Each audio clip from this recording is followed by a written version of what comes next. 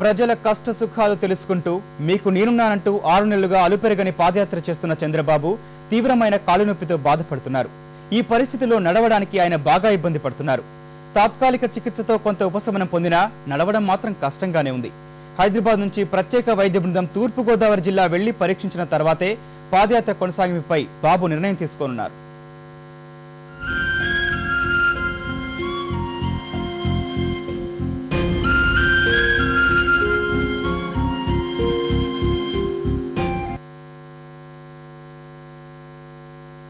ప్రజా సమస్యలపై అలుపెరగని పోరాటం చేస్తున్న తెలుగుదేశం అధ్యక్షుడు చంద్రబాబు నాయుడు కొంత అస్వస్థతకు గురయ్యారు. తూర్పుగోదావరి జిల్లాలో సాగుతున్న పాదయాత్రలో చంద్రబాబు కాలునొప్పి మరోమారు తిరగబెట్టడంతో వైద్యులు ఆయనకు తాత్కాలిక చికిత్స అందించారు. 3 నెలలుగా నొప్పి బాధిస్తున్న పంటి బిగువున పాదయాత్ర కొనసాగిస్తున్న చంద్రబాబు విశ్రాంతి తీసుకోవాలని వైద్యులు సూచించినా ప్రజల కోసం భరిస్తానంటూ చెబుతూ వస్తున్నారు. ఫలితంగా నొప్పి మరింత పెరిగింది. హైదరాబాద్ నుంచి వచ్చిన వైద్య బృందం పూర్తిగా పరీక్షించిన తర్వాతే విశ్రాంతిపై ఆలోచిస్తామని బాబు అన్నారు. విశ్రాంతి తీసుకోకపోతే నొప్పి శాశ్వతంగా ఉండే అవకాశం ఉందని వైద్యులు హెచ్చరిస్తున్నారు.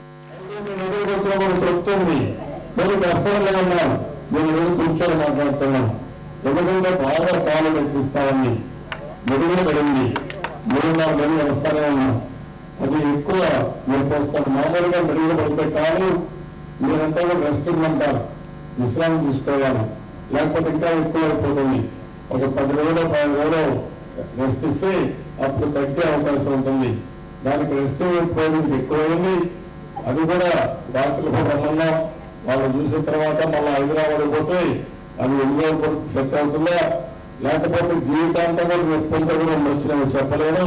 అయినా కూడా భరిస్తాను.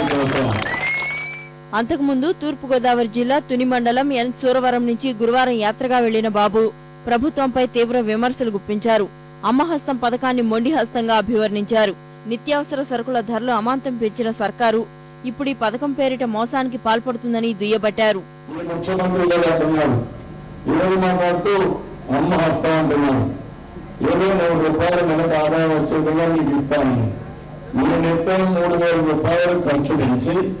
ఒక్క 100 రూపాయలు ఇస్తే ఏ మూలం సరిపోతుందో మీరే ఆలోచించుకోవాలి. నేటితో చంద్రబాబు యాత్ర తూర్పుగోదావరి జిల్లాలో ముగిసి విశాఖ జిల్లాలోకి ప్రవేశించనుంది. చంద్రబాబుకు ఘన స్వాగతం పలికేందుకు తెలుగుదేశం శ్రేణులు భారీగా ఏర్పాట్లు చేశారు.